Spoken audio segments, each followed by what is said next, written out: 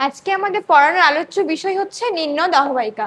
পৃথিবীর দীর্ঘতম নদী কোন নদী? নীল নদী বা নিম্নদ অববাহিকা। এই নদী উৎস অঞ্চল থেকে বদ্বীপ পর্যন্ত একটা নির্দিষ্ট গতিপথে প্রবাহিত হয়। নদীর একটা নির্দিষ্ট গতিপথ থাকে এবং সেই নির্দিষ্ট গতিপথে নদীটা প্রবাহিত হয়। এবং নদী তার উচ্চ অঞ্চল থেকে, মানে উৎস অঞ্চল অর্থাৎ যেখান থেকে নদী উৎপত্তি লাভ করে, একটা নির্দিষ্ট গতিপথে কোনো একটা অঞ্চলের মধ্য দিয়ে প্রবাহিত হয়ে একটা অঞ্চলে গিয়ে বা কোনো একটা জায়গায় গিয়ে মিলিত হয়। সেটা কোনো নদী, সাগর, সমুদ্রতে গিয়ে পতিত হয়। এবং এই প্রবাহপথের মধ্য দিয়ে, অর্থাৎ কোনো জায়গায় উচ্চভূমি, কোনো জায়গায় মধ্য, কোনো জায়গায় নিম্নভূমি, আবার কোনো জায়গায় বদ্বীপ গঠন করে। অর্থাৎ কি করে বুঝবো যে নদীর কোন জায়গাটা উৎস, কোন জায়গাটা বদ্বীপ? অর্থাৎ নদীর গতিপথে আমরা লক্ষ্য করতে পারি তো উৎস অঞ্চল কোথায়। এখানে নীল নদের উৎস অঞ্চল বলা হয়েছে তানজানিয়া দেশের বুরিন্ডি অঞ্চল। অর্থাৎ এই অঞ্চলটা হচ্ছে তানজানিয়া দেশের বুরিন্ডি।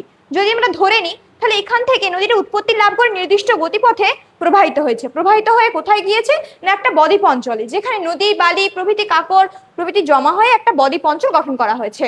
তাহলে এরপর এই অঞ্চলটা হচ্ছে উৎস। এরপর উৎস অঞ্চল থেকে কিছু দূর গিয়ে নদীর উচ্চ অঞ্চল দেখতে পাই। অর্থাৎ এই অংশে নদীর প্রচন্ড ক্ষমতাশালী এবং শক্তিশালী হয়ে থাকে। এখানে কিন্তু ক্ষয় করার প্রবণতা অনেক থাকে। অর্থাৎ উচ্চ অঞ্চলটা কোথায় না ভিক্টোরিয়া হ্রদ থেকে সুদানের মালাকাল শহর। অর্থাৎ এই অঞ্চলটায় যদি আমরা উচ্চভূমি ধরে নিই তাহলে এখানে আমরা কি দেখতে পাবো না নদীর ক্ষয় দেখতে পাবো, যেখানে নদীটা অত্যন্ত শক্তিশালী থাকে।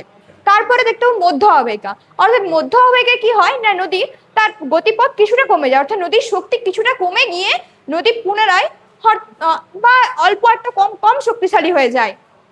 এখানটা মালাকাল হ্রদ থেকে খার্তুন বা এই জায়গাটা কিন্তু অসমতল কারণ না নদীর এটা মধ্য অববাহিকা, অসমতল এবং সাভানা তৃণভূমি।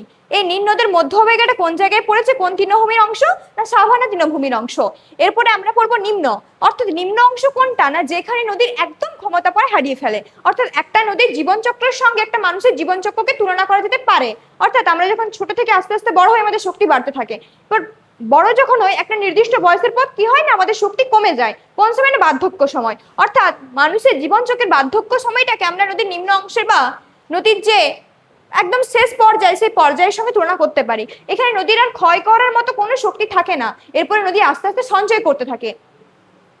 সেটা কোথায় হয় না অববাহিকার নিম্ন অংশে। নিম্ন অংশটা কোথায় না আসওয়ান বাঁধ থেকে কায়রো পর্যন্ত। এখানে বা সৃষ্টি কি হয়েছে না জলপ্রপাত। জলপ্রপাত কি করে সৃষ্টি হয় না কটা ধাপে সৃষ্টি হয়েছে, আবার 6টা ধাপে জলপ্রপাত সৃষ্টি হয়েছে। এরপর কায়রো থেকে আমরা নদীর বদ্বীপ অঞ্চল কোথায় দেখতে পাবো না বদ্বীপ অঞ্চলটা সৃষ্টি হয়েছে কায়রো থেকে ভূমধ্যসাগর পর্যন্ত।